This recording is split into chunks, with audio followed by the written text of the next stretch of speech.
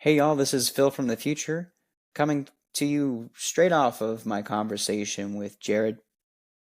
While we talk today, really just hear about this long line of connection between family and personal life and professional life. And we unpack some of the things that are connecting that thread, that drive that thread, and then we go into where that thread is headed. It's a nice conversation between two guys who are really just listening and reflecting with one another. And I think that you're going to walk away with a deeper understanding of what it looks like to take a moment to pause and reflect and really ask yourself about the underlying motivations to your choices, your actions, and your values.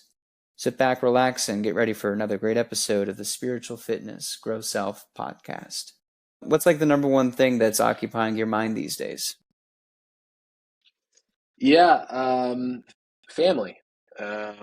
My wife, my daughter, who's 18 months old right now, my son, who is going to be born in February, um, what it means to be a father, a good father on top of that. Um, and kind of intertwined with that, almost unescapable from it, is just my career and trying to be everything that I don't know, maybe society wants me to be, right? And what I want for my family, right? Um, so yeah, trying to understand like what moves I need to make within the next 5 years to actualize kind of a vision for what we want to do. There's a it's like all connected. It's not like it's just these one thing that's by isolated by themselves. It's a multi-pronged sort of ball of yarn that as you have your family that you're worried about, you're also thinking about your role within that family, which connects to your place as a father, as a husband, and as a provider, which then connects to what you do when you're not with your family, which, by the way, happens to relate to your family because you're doing that because you want to do that with your family. Yeah, That's a lot yeah. of connection, man. I mean, it's impossible not to connect it at this stage in our lives, right? When you go through your 20s, um, there's this uh, I wouldn't say freedom, but there's this lightness to every decision you make, right? Because there's not um, other human beings necessarily dependent on those decisions, and so um, I'll say this: it's been the most rewarding part of my life so far is having a kid. Um, I think it's been the happiest that I've been in a long time. Um, and yeah, if I knew that this was what it was going to be like, I don't think I would have been scared to do this ever. Frankly, like I don't think I would have been hesitant about having a kid. I remember because my wife is 3 years older than me, as you know, um, and she wanted a kid probably a couple years before I did, and I didn't think I was nearly ready, which I probably wasn't. I was an idiot, still am. But yeah, it's just been so much better at this whole experience because when you're a guy, you think, okay, it's the end of the fun almost, right? Like having a kid is the end of freedom. There's a ton of responsibilities tied to it, which there obviously are. Um, but the joy that I've gotten with my daughter for the last 18 months is superseded all of that. So yeah, I mean, all of it's connected, but in a really good way, I think. Hmm.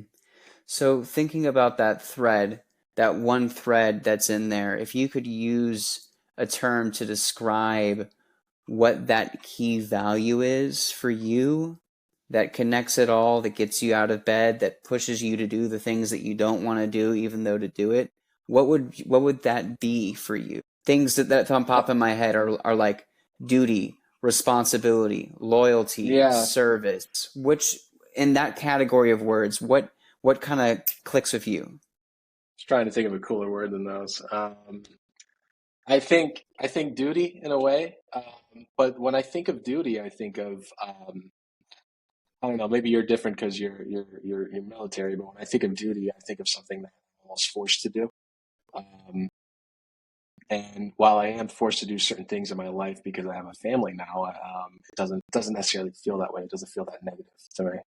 Um, Mm. I don't know if you relate or No, I mean relate it yet, because I know, yeah, it certainly does. Like, I mean, I get that. Like, and there's like the sense of duty versus the call of duty, and then of course there's just duty, right? There's lots of duty that we have to deal with, especially as fathers.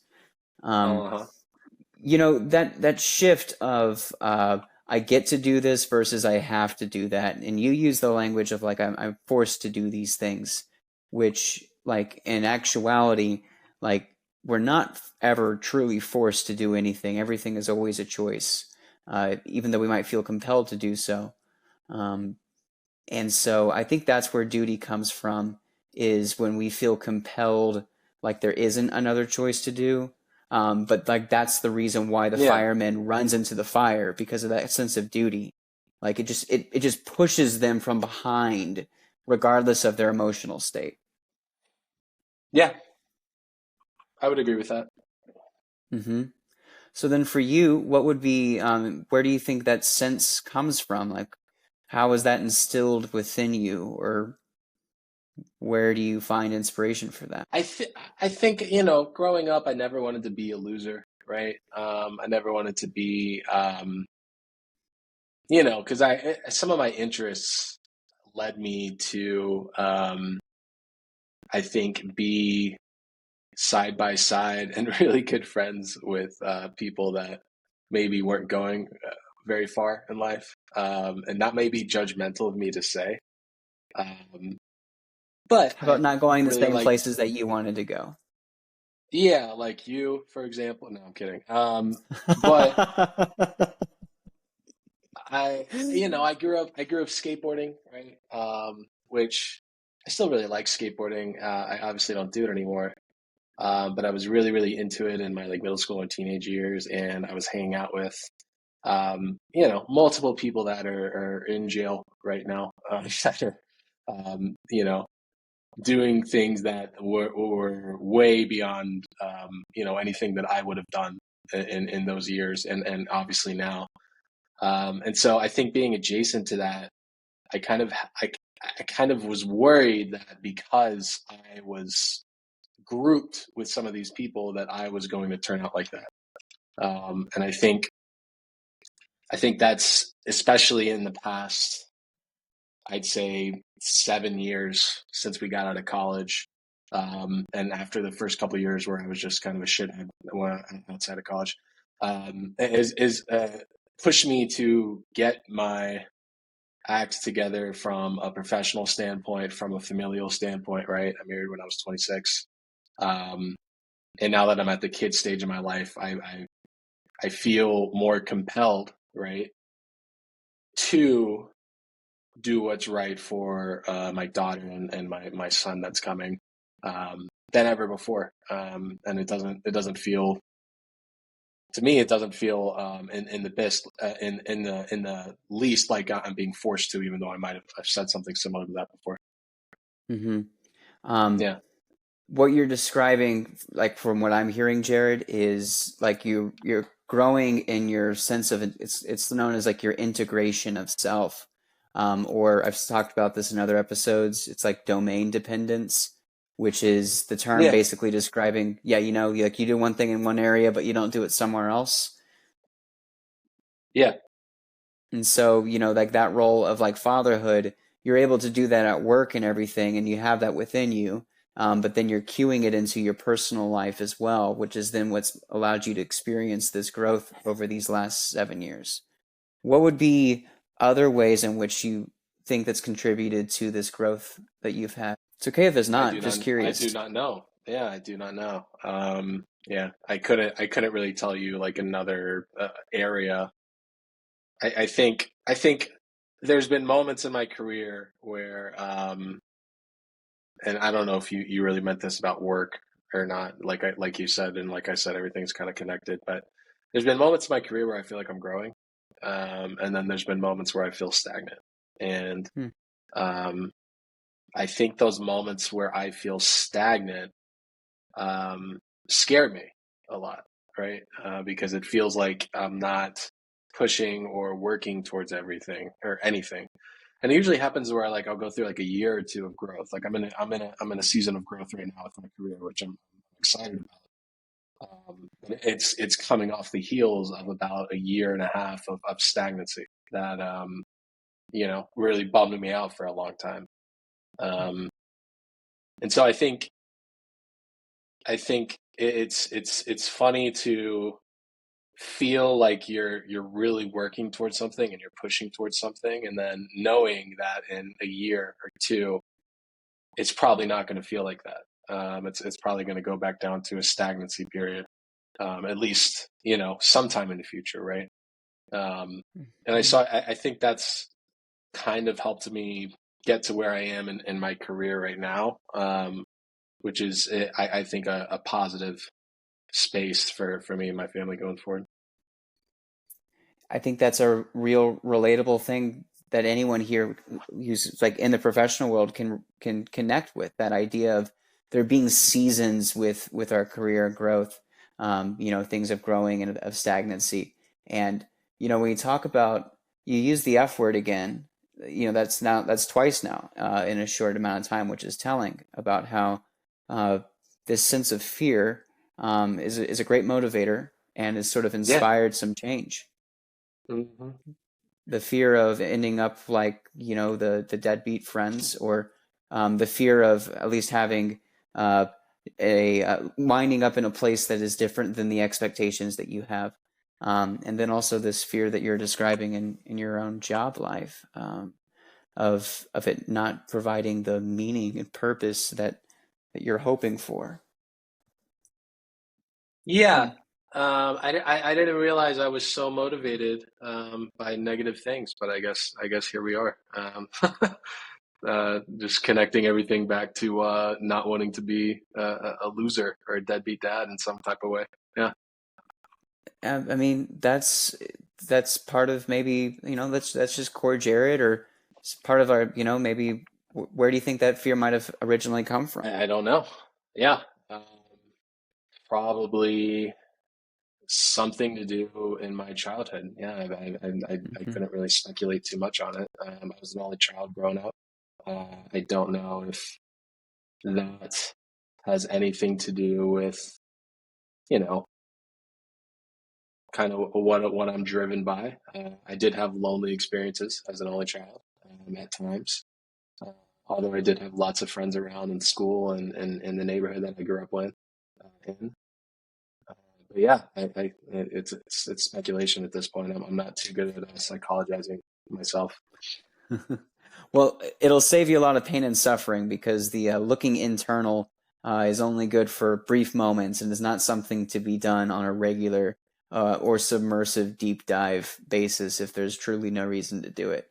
Yeah, However, and the here and now, recognizing that the fear is an element, I mean, that can be a helpful tool for you, um, yeah. for for what recognizes your motivations and stuff. So we're covering within spirituality, Jared. You've got kind of like this triangle here, and it basically breaks down to your meaning, your purpose, and your community in life. And everything that you've offered so far kind of has connected into, has already touched on all those things. You're finding, I would be willing to bet that part of the reason why you are feeling like kind of happiest and the most joy is because you have your people. You have a family, and that's consistent and reliable. And through the covenant of marriage, like it's a guarantee. And then like your daughter's relationship, that's a permanent thing too. So you've really Yeah. landed hard into the community side. I would say, what were the other two pillars? And then meaning, like how you understand like your worldview sort of thing. Yeah. And then purpose. And so the purpose thing has also really gotten hit hard. I mean, in a good way, right? With your purpose of through fatherhood and providing for your family, so that perhaps the job that may not be the most fulfilling mentally and professionally is because at least it's able to keep the lights on and afford you the lifestyle that allows you to be with your family in the way that you would prefer to be. Yeah. I think I work from home. which I used to not like. I've worked from home really since the pandemic started, right? They sent us home, and I never went back. And I've been at two different companies since then. So um, being able to work from home has actually allowed me. I was talking with my wife about this last Saturday on our fifth anniversary. That being Congratulations. able, thank you, being able to work from home has allowed me to literally see my daughter every day, outside of the occasional business trip, right? Like I was in Boston and then Houston last month for like 2 days at a time, so it wasn't like a big deal. Um, but being able to be at home and earn a good living for me and my family, and then being able to like pick up my daughter from daycare, and it's literally like 5 minutes up the road, and I can not miss one moment with her while she's in these like crucial young years where I feel like maybe generations of men in the past were, not really taking that part of their lives super seriously. Um, Something I feel incredibly blessed about right now. And I think that, Mm. like you said, probably ties back into, me landing so hard and having found my community, so to speak. Yeah. Mm. Yeah. Um, Now, of course, within communities, there are also like extensions of that as well. Mhm. Who are other people that would you put in that circle?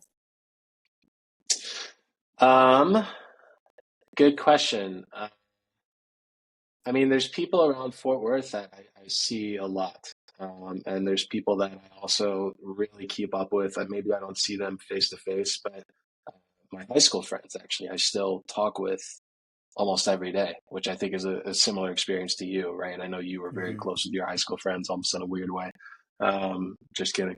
But I have like a group chat with my high school friends where we're still sending each other like funny shit and making fun of the Cowboys and all these um, dumb things we talk about day to day. And Hmm. so even though I don't see them right uh, that often at all because they're all the way in Dallas, which feels like That is forever away, hilarious right? that you just said all the way in Dallas. And That's for what it those feels like. listening, this I I need to never get out listen. of there. Wait, pause, timeout. For those who are listening, Jared lives in Fort Worth, Texas, which is 30 miles away from None, Dallas. none of your Yale friends are gonna care. But yeah, I think I never see them like that much unless we get together for the occasional like once a year type of thing. But I still feel super close to those guys because I literally converse with them um, almost every day. And so I think that's really fun. And obviously, there's still a lot of people in Fort Worth that I knew from college and even beyond that. Right, I've been here for I don't know what 12 years now, I guess. Same time I've known you, and so I've met a lot of people even outside of that TCU bubble that we were in, and grown a lot of good relationships just around the city. And Fort Worth is the biggest small town that you can possibly think of. So when you go out anywhere, you end up running into somebody that you know. So Hmm. Hmm. Yeah, it's so true. Yeah, I totally can relate with like the benefit of having a good close network of people that you're like constantly in contact with, where you kind of just do the day in and day out grind, where you really see like the micro movements versus just the macro, and being able to kind of turn to them. Like I'm so grateful that you're willing to give me an hour of your time here on a Thursday evening, simply just as a sign of support and for a friend. am am I not getting paid? I thought that was part of this. Just kidding. You'll get paid when I get paid. Okay, I'm trying. how I'm about trying to that? throw. I'm trying to throw zingers, and I'm gonna listen to this later, and it's just gonna be like the lamest attempts at humor. So I'm bracing for it already. Keep going. Yeah, okay, that's great. Good. You're nailing it, Jared. Um, just really just break down the host of the podcast and just shit on him for an hour. Great guest. Oh, I got ammo. I know, but listen. We're both not going below the belt because if you take me down, I'm taking you with me. Yeah, you Um, got ammo too. Damn. All right. yeah. All right. So back to spiritual fitness. The let's transition now to, you said that you're thinking about like a 5-year plan. Yeah. So, yeah, where do you see yourself in 5 years in the terms of those three areas of what you're talking about, like in your family and in your personal life and maybe your professional life? Yeah, I mean, it's hard to talk about these when they're all connected. I'm tempted to go back to, Yeah, connect it all, man. I'm tempted to, every time you ask me a question, I'm tempted to go back towards my work. And I don't know if that's me shielding this conversation from more deeper topics. Um, Mm. but Is that the because fear speaking? I know, look at me. I need to go to therapy, apparently. This feels like therapy. No, I think from from a personal standpoint, right? I want to be extremely um, close with my kids. I think that growing up, um, my mom worked a ton. My mom was a breadwinner in our family, and my dad and I spent a ton of time together when I was younger.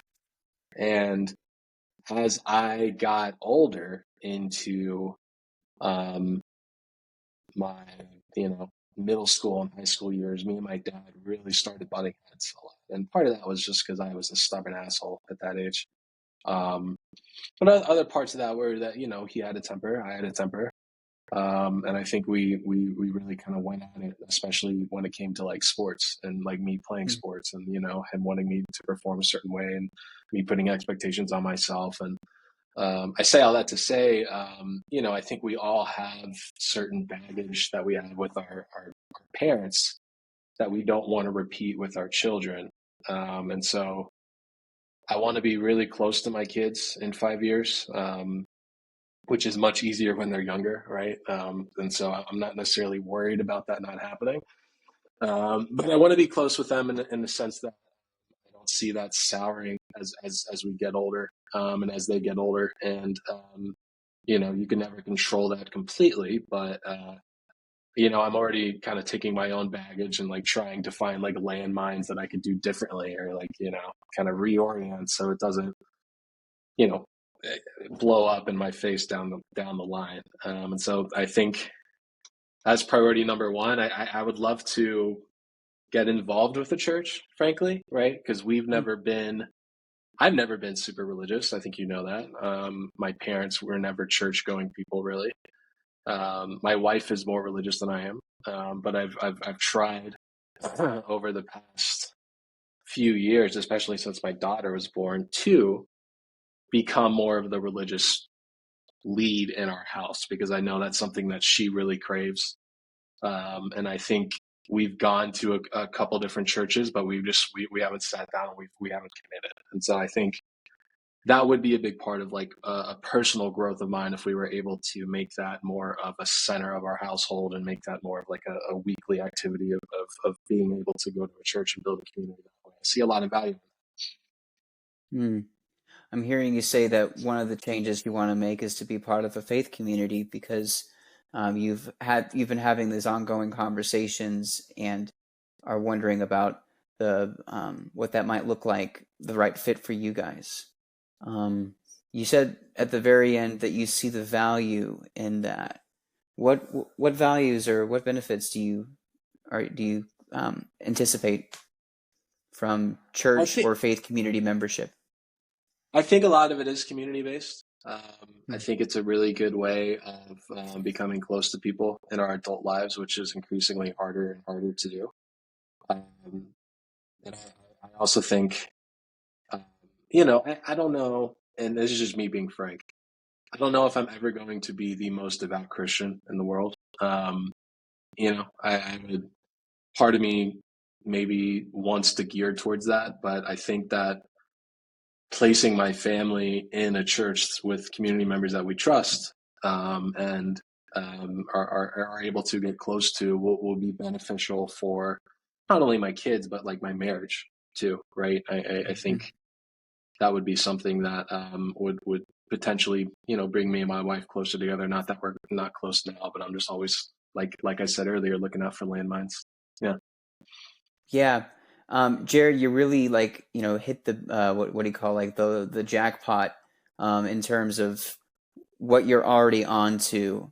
When people look at faith communities and they kind of get pushed out against it, I think it's because it comes from this place of disgust and revulsion from the like social holiness that comes from like stereotypes, meaning I really don't want to be part of that group because like I'm not like that group and they're going to reject Yeah. me, or they're going to say I have to change everything about who I am in order to fit in. And so then people kind of stay out because like, they don't want to be judged, and they don't want to change what might be working for them already. So like that's the lie. But what you're Another talking about, go ahead. another part of that, kind of adjacent to it, is when you're in your like when you're a young adult, right? Which I don't even know if I'm considered a young adult anymore, right? I'm 31. I guess I should probably cut that out. Yeah, I think we But just when have you're to say adult now. adult now, yeah, Jesus, sorry. But I think when through the past 5 years or so, right, when I would get, kind of quote unquote dragged to like a young adults like ministry thing, I would go and talk to people, and it felt like everybody that I talked to was trying to pasture me in a certain way. That was, it felt like everybody was trying to be like their own little junior youth pastor, and talk in a very, very specific tones and words and phrases, and that completely pushed me away because I just could not get past that inherent fakeness of it. Mm, And I think that has something to do with the way that like some church communities can push people away, or just not be authentic to what we are, which is just very flawed humans and individuals. bro, people can smell a mile away when someone's trying to sell you something. Yeah. If you're not coming from it from the right point of view, folks can just, like you said, they can sniff it out in a heartbeat. And like my wife and I, like, we're trying to find a faith community as well, moving to a new city. And I know firsthand how difficult it is to go to a new, I keep saying faith community just to kind of be generic and open, but, from the Christian point of view, like to go to a new church, synagogue, mosque, whatever, and be the new people, and then suddenly have to like be inundated by all the folks who are saying, "Hi, welcome, how are you? What are you doing?" and everything, and just have to put up with the onslaught of that for a couple weeks, and then like if you choose to go someplace else, it starts all over again.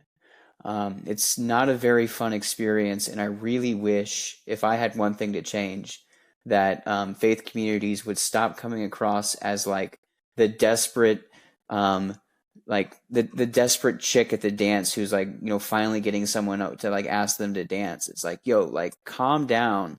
I'm just here to check the place out. Like I'm not just.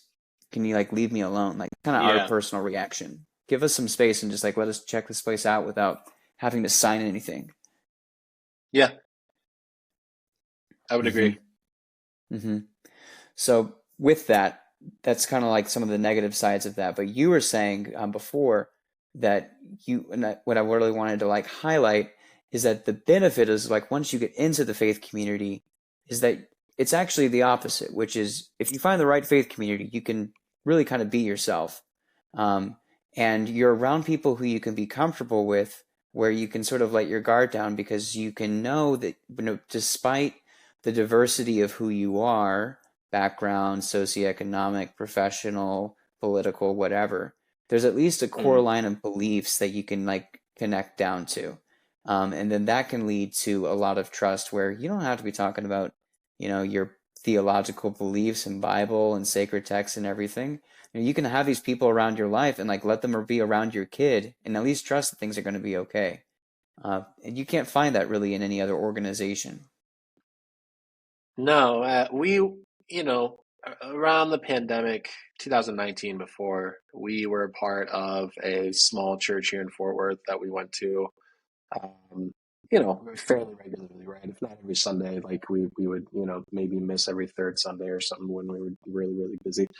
Um, but they had like Wednesday dinners, where they get together at somebody's house, and everybody would just, no one would even really preach. They would just talk about stuff and hang out, right? Just be normal.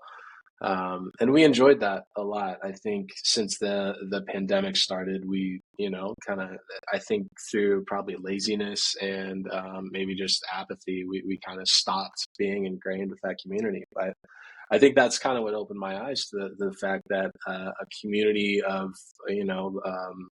people, right, that, you like we just said, you trust, could be really, really beneficial for yourself and the people around you, for sure.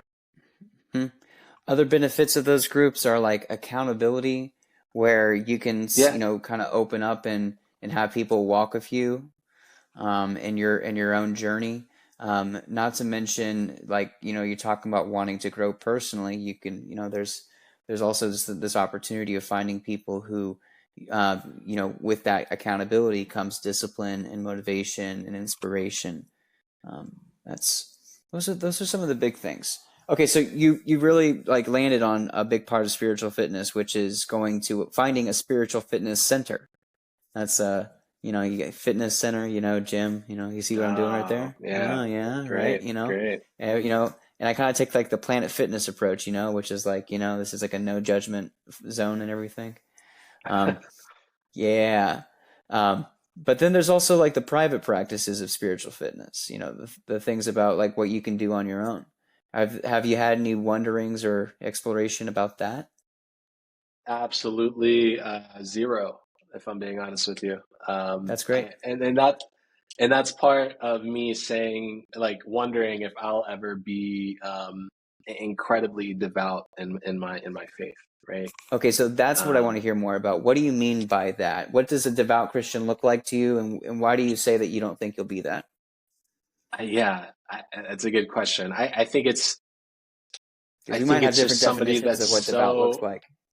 I know, yeah. I think it's somebody that's just so sure in what they believe in that aspect. Not to say that I don't believe that, Jesus Christ was, the Son of God, right? At least that's what I've always believed. But I think it's people that believe so heavily in that doctrine of their life that they choose to live every aspect of their life to it, right? Um, and I I don't know if I view myself as like an inherent sinner, right? But I do curse like a sailor. I do, I drink alcohol. I don't really smoke. I don't really do drugs or anything like that. But, um, there are things that I partake in that I would not consider something that would, like, if somebody was to call themselves a devout Christian, right? Hmm.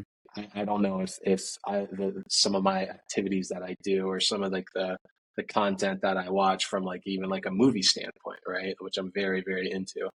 Um, would really be something that a devout Christian it would do with their free time, if that makes sense. And Yeah. maybe I'm placing Christians into small of a bubble of like holiness when they're obviously dealing with their own shit every day. Hmm. I mean, it could be like your own lived experience has taught you this. So somehow throughout your 31 years here, you've Hmm. kind of had enough encounters with people who claim to be Christian where you've sort of formulated in your mind of what that looks like, and you kind of know yourself well enough to know that that's not something that appeals to you. At the very least, in terms, I mean, I don't know, maybe appeals is the right word, but you're recognizing it's just not something there. I mean, I'm not here to tell you what's right or what's wrong, but I do wonder when if like for my own life, um, I've been going through this part, especially with fatherhood, where I've really started questioning beliefs that I've made or opinions that I've lived by that I formed when I was younger, um, before I had all the data. Like for example, Hmm. all of the sins of my parents have been forgiven since my daughter's been alive.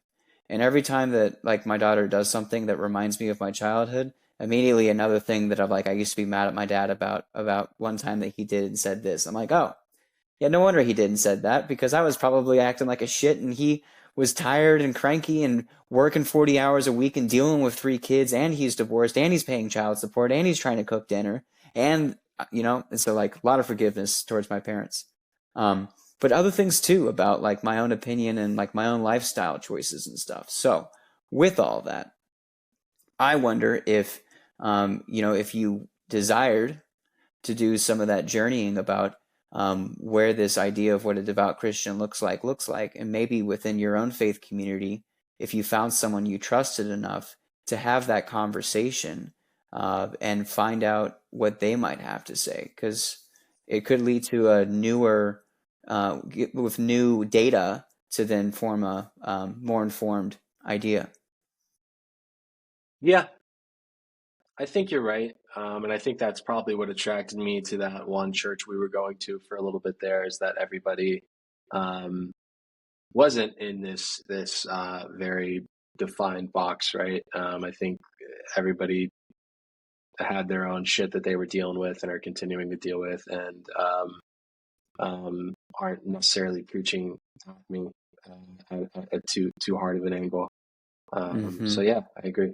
I agree. Man, that's really cool to hear that, you're kind of in this place where you're curious and you're wanting to look into it some more. And again, from this point of it goes back to what you said from the very beginning, man.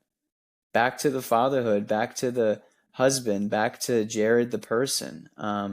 This line that's all connected here from this point of being compelled to push yourself to do some things that might be uncomfortable, but you see the delayed gratification, and so it's enough to be like, okay, you know what, I'm going to try this, and it may not work out the first time, but I believe, I have faith, I have hope that it will be. And although I'm not there with you, I can certainly affirm that, my friend, that through faith and hope, you will find what you're looking for, even if it's different than what you expect it to be. That's Great to spiritual hear. fitness right there. Yeah.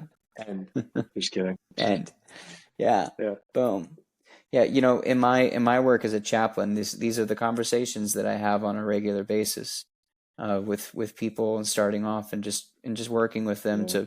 to kind of find out what it is that drives them and motivates them. I wonder with you, maybe we kind of like last little like segment or process Yeah. on this, which Yeah. is we've covered the present, talking about where you're at now. That you mentioned family and work and on all that jazz, and we talked about the future of hoping to be more involved in the faith community, but also to continue this line um, of being there for your kids in the ways that you really enjoyed from your family life, but also not desiring to repeat the mistakes of your family.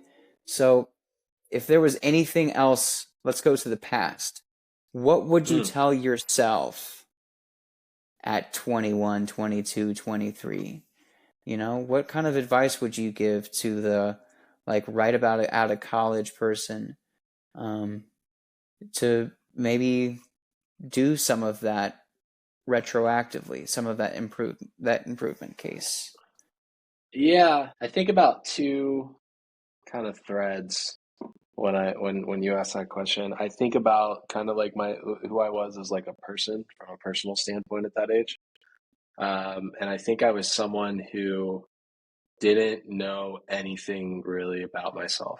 And I think that I thought that I was a certain way, but looking back on it, I was just so much more smaller, right? Um, I think I had insecurities back then that I was still really working through. Hmm. Um, and not to say that I'm insecurity free. I think we all probably have some, but I I, think I I was have really none. let. Yeah, you're perfect. I always knew that. But I think that back then I was really letting them dictate my relationships in a way, both from a romantic Mm. standpoint and probably a friendship standpoint. Um, and so I'd probably tell myself to, uh, you know, stop worrying about outside figures dictating like my own internal thoughts. And I think I would. I mean, if I had all the knowledge I have now back then, I of course wouldn't. I probably wouldn't even be here when talking to you right now. I would be somewhere else. You know, maybe worse, maybe better. But I think that comes to mind. Another thing I probably would have told myself to Invest in not Bitcoin. invest in Bitcoin. You know, bet on the 2023 Rangers World Series. No, I think I would have told myself to take a few more risks throughout those Mm. first years of my 20s, right? Instead of just going to bars every weekend and being an idiot. Um, you know, I think if I was maybe a little bit more aggressive in seeking out, um, I guess, career-based adventure, right? Not necessarily. Uh, I hesitate to say degeneracy-based Like adventure, but social yeah, adventure. social adventure, right? I probably, you know, I'm not hearing, I'm not trying to say I don't make a good living. Me and my family are doing very well, but you know, who knows where I would have been. Maybe I would have been in another city, you know, but that also comes with other things. I would have never met my wife. I would have never had my daughter. Mhm. It could have, you know, it could have been completely different, but yeah, I think, you know, going back and looking at it, I probably could have been a little bit more risk, Mm. um, less risk averse, I guess I should say. Mhm. It's probably a good way to Mm. look at it. Less fear oriented. Correct. There you go. Mm. Circle. Uh, yeah, man, it's wild. This happens every conversation. It keeps happening. It's You're interesting. No, what? you're so good. Look at I'm you. just so, oh man, it's amazing what happens when you just tell people what they said right back to them. Um, Yeah. it's a circle that you hear. No, but for real, if I could boil down what you said, um, I'm hearing you say love yourself more. Yeah. You know, be kinder to yourself, and accept, practice more self-acceptance, good, bad, and ugly, versus Yeah. the high expectations of, all things must be right. The shot must be right. The speed must be right. Is it sport, like that sport kind of analogy that you talked about earlier, um, Yeah. that we carry on as men, of the expectations we set on ourselves. And I think that also that applies also to maybe where you were just a year ago. That idea of like, hey, the clouds will part. You're gonna be here soon, when in your own time. So just love yourself through the process while you get there, and you'll get there when you get I agree. I like it. there. Love yourself. What a great way to end on. Well, thanks, Jared, so much for your time and for your consideration. And everyone who's listening, tune in next week for another wonderful, thrilling conversation about spiritual fitness.